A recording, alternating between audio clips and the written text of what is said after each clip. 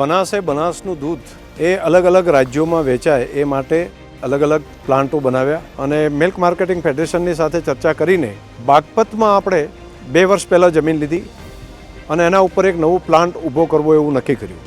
1.5 વર્ષના સમયગાળામાં આ પ્લાન્ટને પૂરો કરી અને ઓપરેશનમાં લાવી દેવો તેવો જે બનાસની ટીમનો સંકલ્પ છે.